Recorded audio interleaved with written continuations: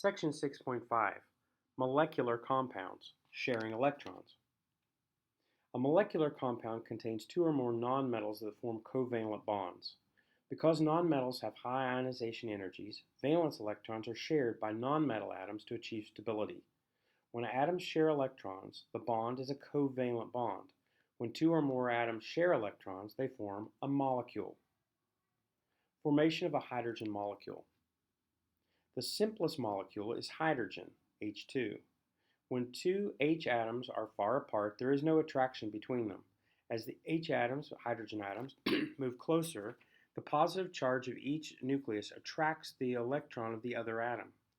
This attraction, which is greater than the repulsion between the valence electrons, pulls the atoms closer until they share a pair of valence electrons. The result is called a covalent bond, in which each hydrogen atom has a stable electron configuration. The atoms bonded in hydrogen and H2 are more stable than the two individual hydrogen atoms.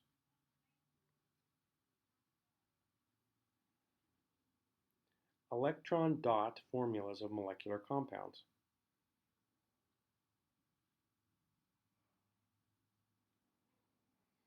The valence electrons in molecular compounds are shown using an electrodot formula, also called a Lewis structure.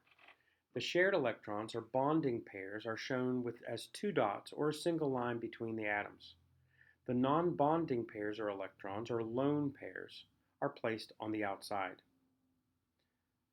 For example, a fluorine molecule, F2, consists of two fluorine atoms, group 7A or group 17, each with 7 valence electrons. In the F2 molecule, each fluorine atom achieves an octet by sharing its unpaired valence electron.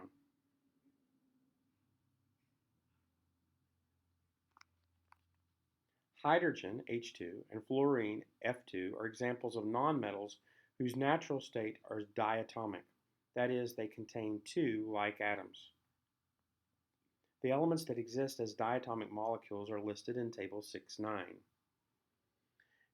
Diatomic molecules: hydrogen, H2, nitrogen, N2, oxygen, O2, and group 7, fluorine, F2, chlorine, Cl2, Br2, bromine, and iodine, I2.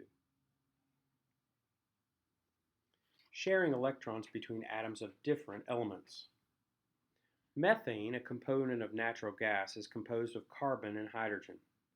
By sharing electrons, each carbon atom forms 4 bonds, and each hydrogen atom forms 1 bond. The carbon atom contains an octet, and each hydrogen atom is complete when 2 shared electrons.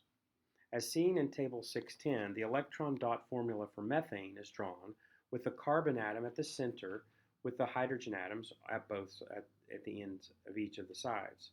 The bonding pairs of electron, which is our single covalent bonds, may be shown as single lines between the carbon atom and each of the hydrogen atoms. Table 6.10 gives the formula of some molecular compounds for period 2 elements.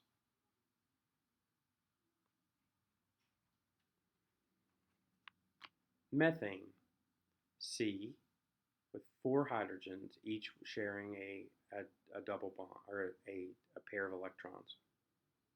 Ammonia, NH3, with a lone pair that's not sharing anything, and then 3 shared electron pairs. And water, which is oxygen, with 2 lone pairs and 1 pair that's sharing 2 hydrogens, each sharing 1 pair of electrons. Names and formulas of molecular compounds. When naming a molecular compound, the first nonmetal in the formula is named by its element name. The second nonmetal is named using the first syllable of its element name, followed by "ide." When a subscript indicates 2 or more atoms of an element, a prefix is shown in front of its name.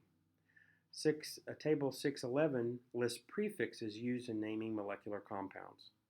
The names of molecular compounds use prefixes because it's possible for atoms of 2 nonmetals to form 2 or more different compounds. For example, atoms of carbon and oxygen form carbon monoxide and carbon dioxide. in which the number of atoms of oxygen of each compound is indicated by the prefixes mono or di in their names. When the vowels O or A or O appear together, the first vowel is omitted, as in carbon monoxide. In the name of a molecular compound, the prefix mono is usually omitted, as in nitrogen oxide. Traditionally, however, carbon is named carbon monoxide.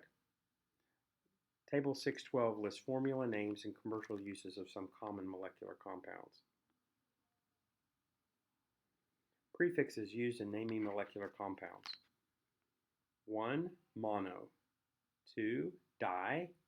3. Tri. 4. Tetra. 5. Penta. 6. Hexa.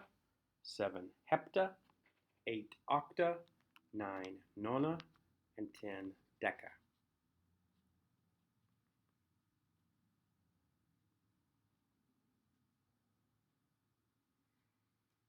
Writing formulas from the names of molecular compounds. In the name of a molecular compound, the name of two nonmetals are given, along with the prefixes of the number of atoms of each. To write the formula from its name, we use the symbol for each of the element and a subscript with a prefix that indicates two or more atoms, as shown in sample problem 6-9.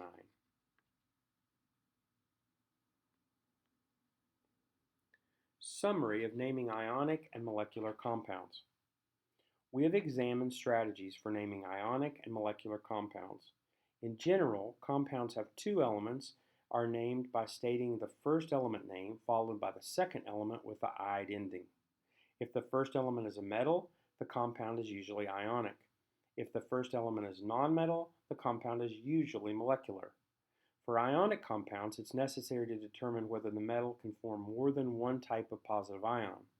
If so, a Roman numeral following the name of the metal indicates the particular ionic charge. One exception is the ammonium ion, NH4 plus 1, which is written first as a positively charged polyatomic ion. Ionic compounds that have three or more elements include some type of polyatomic ion. They are named by rules for the ionic compounds, but have ate or ite ending when the polyatomic ion has a negative charge.